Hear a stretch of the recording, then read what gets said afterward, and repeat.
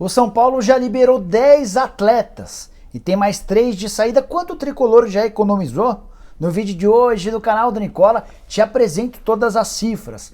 Bora falar também sobre Canu, que é pretendido pelo Corinthians. Entre o zagueiro do Botafogo e o Corinthians tudo certo, mas pintou um probleminha.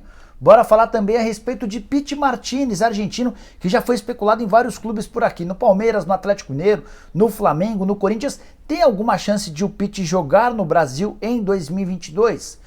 Para fechar, bora explicar para vocês por que o Flamengo desistiu de Jorge Jesus. Trago ainda informações sobre o custo que o Cruzeiro pode ter ou não com Alexandre Matos e Vanderlei Luxemburgo, além de uma série de outras novidades super importantes, como por exemplo o Grêmio querendo um reembolso, uma compensação financeira para quem quiser tirar o Douglas Costa da arena.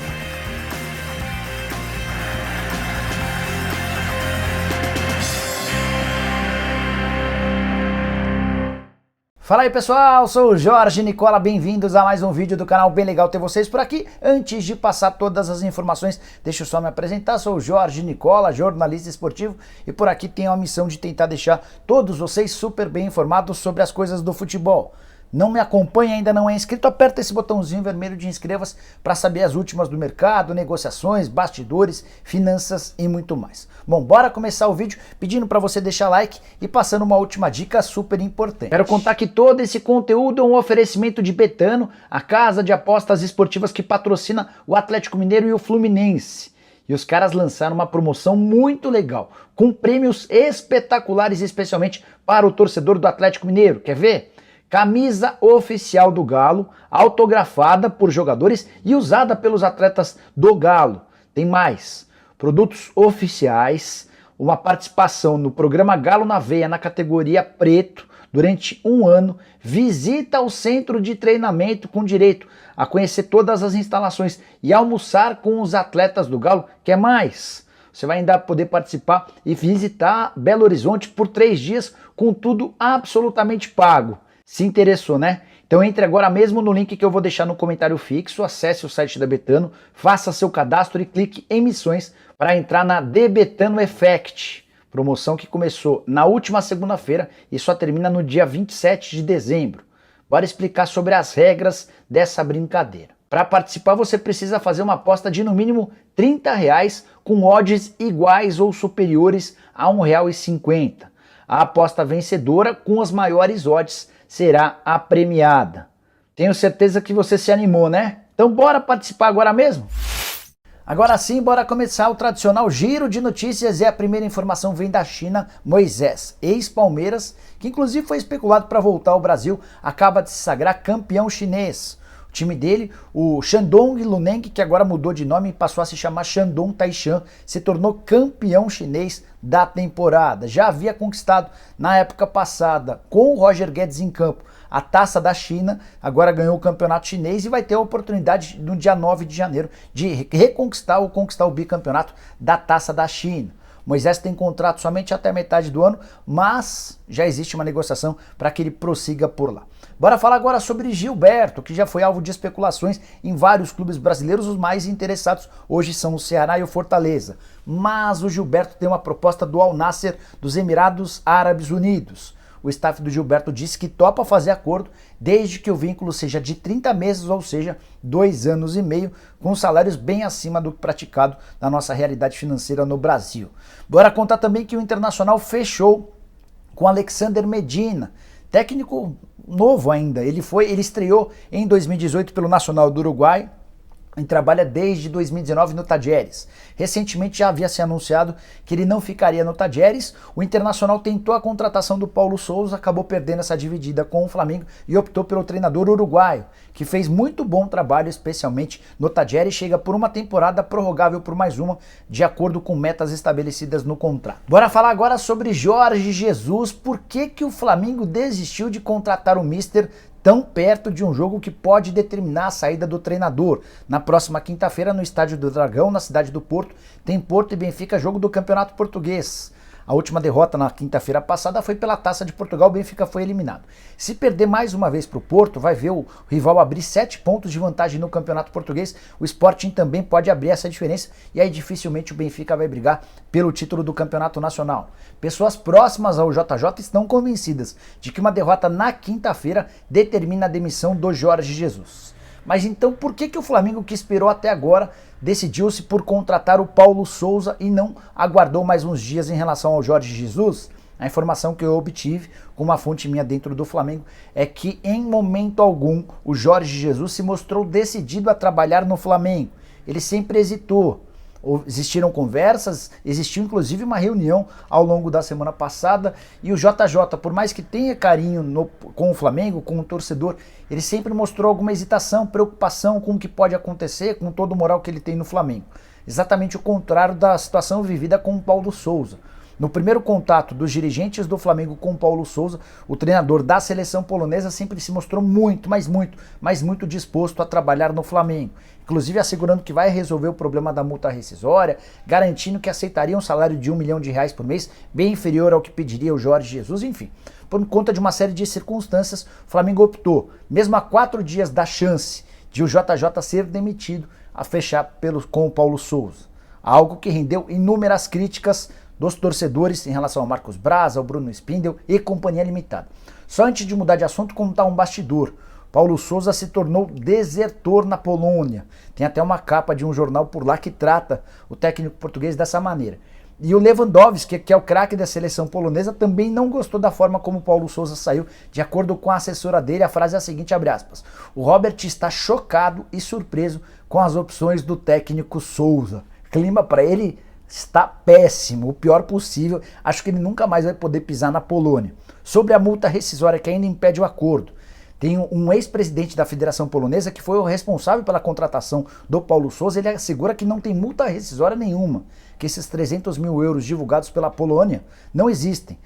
Mas o contrato previa que ele só poderia sair se a Federação Polonesa permitisse. Então ainda precisamos aguardar cenas dos próximos capítulos em relação a isso, beleza? Bora falar sobre o Grêmio. Denis Abraão, que é o vice-presidente de futebol do Grêmio, deu uma entrevista à Rádio Guaíba durante esse fim de semana em que ele assegurou que não vai rescindir o contrato do Douglas Costa se perceber que existem interessados e o Grêmio não tiver uma compensação. História das mais malucas, bem ao estilo Denis Abraão. Só para explicar. O Grêmio não tem a menor condição de continuar bancando o salário de R$1.200.000 por mês do Douglas Costa. Ele ganha 800 mil em carteira, ganha mais 400 mil em direitos de imagem e luvas. Tem mais 300 mil em bonificações que estão atreladas ao desempenho dele. Mas fixo por mês R$1.200.000. O Grêmio não pode pagar isso. Só que o Douglas Costa, ou melhor, o Denis Abraão percebeu que tem o São Paulo interessado, que tem o Atlético Mineiro interessado, que tem uma proposta da Arábia Saudita e o Denis vai tentar dar uma mordida em algum tipo de negociação. O que pode, inclusive, complicar de vez a saída do Douglas Costa. Porque para o Atlético Mineiro e para o São Paulo já é difícil bancar esse R$1.200.000 por mês. Se ainda tiver de deixar uma grana no Grêmio, pode não haver negócio e o principal prejudicado seria o próprio Grêmio, que ficaria com um jogador extremamente caro. O que você vai fazer com o Douglas Costa para disputar o Campeonato Gaúcho e a Série B do Brasileiro? Enfim, aguardemos cenas dos próximos capítulos dessa novela que está se tornando bem maluca. Quero falar sobre Pity Martinez, meio atacante argentino que barbarizou com a camisa do River Plate. Vocês vão lembrar que ele foi um dos grandes destaques do título do River na Libertadores de 2018, aquela que terminou com o final no Santiago Bernabéu, River Plate e Boca Juniors, né? Pois bem, o Pity foi vendido ao Atlanta United e mais recentemente, em setembro do ano passado, foi comprado pelo Al Nassr da Arábia Saudita. Oferta de $18 milhões. Desde então ele jogou muito pouco, acabou se contundindo e desde março desse ano não jogava. Foi voltar a entrar em campo agora no mês de dezembro, longo período de recuperação, foram só 3 partidas desde o retorno.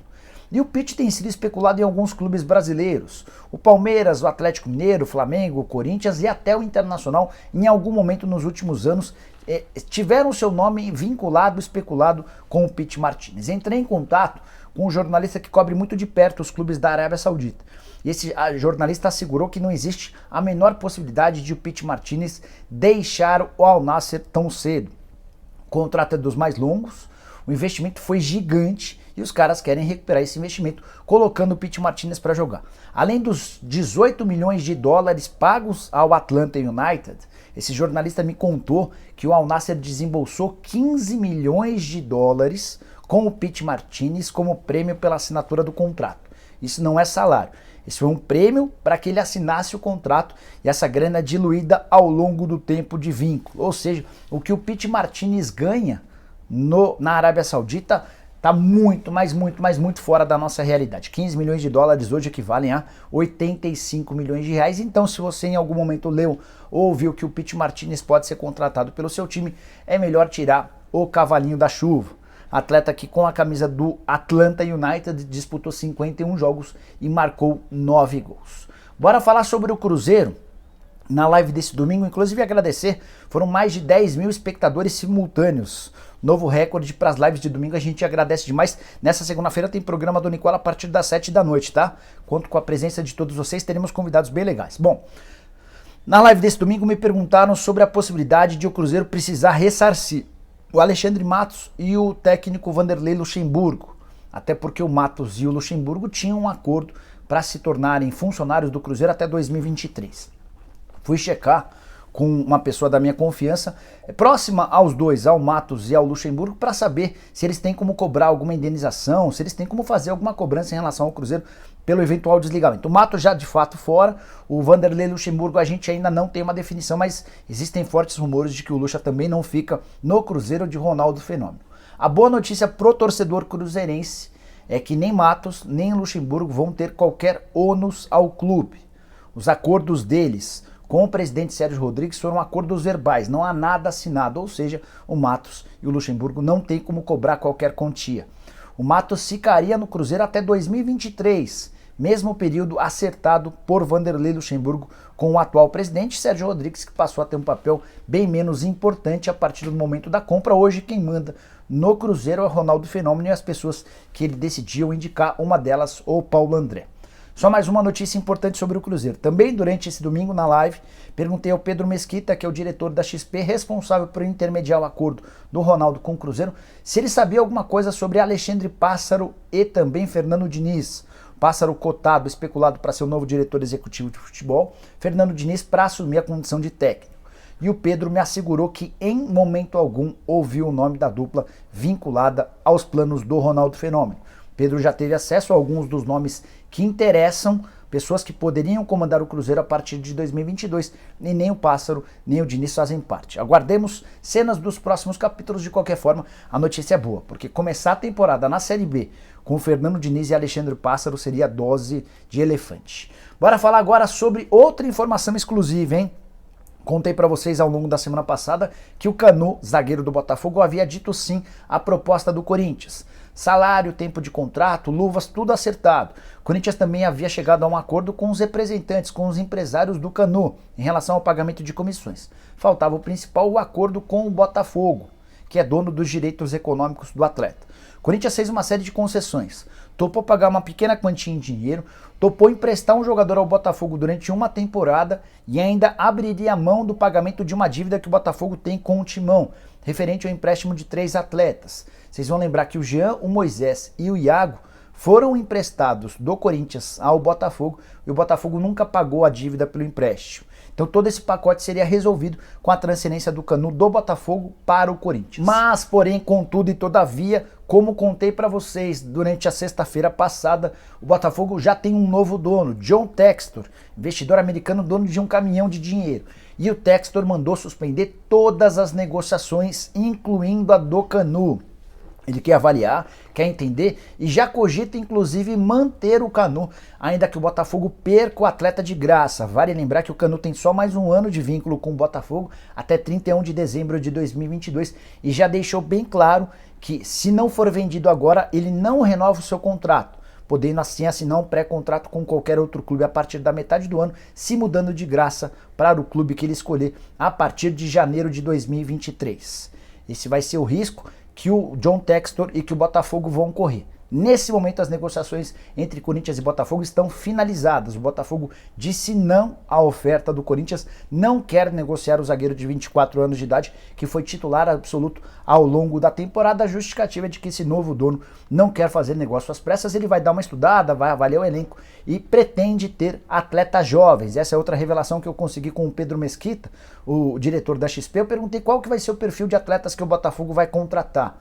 A ideia do John Textor é trazer jogadores jovens, ainda que custem algum valor no primeiro momento, mas possam ter desempenho esportivo e depois valor de revenda para que o Botafogo possa se autossustentar e gerar receitas próprias. Então, o Canu não vai mais para o Corinthians, decisão do novo dono. Bora fechar o vídeo falando sobre o São Paulo com outra informação exclusiva. Quero contar para vocês quanto o Tricolor já economizou com a barca de 10 atletas que deixaram o Morumbi. E ainda tem mais gente para sair. Bom, bora começar falando sobre os atletas que já foram. Bruno Alves era o mais caro de todos. Ganhava cerca de 370 mil reais por mês, com salários, direitos de imagem e luvas. Na sequência, o Benítez, custo de 350 mil mensais. Em seguida, o William, volante que foi contratado, mas praticamente não jogou, 250 mil por mês. Rojas, atacante equatoriano que teve seu contrato não renovado, ganhava 250 mil, seguindo o Orejuela. O Orejuela, com alguns gatilhos, vai ter seu salário elevado a partir de 2022 para 500 mil reais mensais. São Paulo se acertou com o Grêmio e vai pagar 60% dos vencimentos, o Grêmio vai ficar com 40%. Ou seja, a transferência do Orejuela por empréstimo ao Grêmio vai render ao São Paulo uma economia de 200 mil reais por mês. Shailon vai deixar o São Paulo e por isso o São Paulo economiza 80 mil reais por mês. O Tricolor também economiza 40 mil com o Lucas Perry, 50 mil com o Galeano, 40 mil com o Rodrigo Freitas e mais 25 mil com o goleiro Denis Júnior, que vai ficar em definitivo no Bahia. Somando toda essa galera, a gente chega ao número de 1.655 mil reais mensais de economia. É bem verdade que o São Paulo já contratou 3 jogadores, o Rafinha chega para ganhar cerca de 300 mil por mês, o Alisson vai faturar cerca de 250 mil, enquanto o Jandrei, novo goleiro do Tricolor, vai ganhar 150 mil. Somando essa galera que chega, são 700 mil reais, diminuindo em relação àquele 1.655 mil. A economia atual do São Paulo hoje é de 955 mil, quase 1 milhão de reais de economia por mês. Importante. São Paulo ainda trabalha nos bastidores com muita força para abrir mão dos seguintes atletas: Éder, cujo salário é de 600 mil mensais, Pablo, que ganha 500 mil por mês, e Vitor Bueno, que fatura 380 mil. Quando essa galera de fato sair, o São Paulo vai ter ainda mais fôlego para buscar reforços para o restante da temporada. Curtiu o vídeo? Não esquece de deixar like, de se inscrever no canal. Se inscreva também no nosso canal de cortes, fechado? A gente volta no fim da tarde com mais um vídeo e a partir das 7 da noite com o programa do Nicola ao vivo. Vamos entrevistar o presidente do Ceará, o Robinson de Castro. Também estou tentando trazer o empresário do Ferreirinha para perguntar se ele pode ir para o São Paulo, onde é que vai jogar o Ferreirinha. Tudo isso ao longo do dia. Abraço, tchau!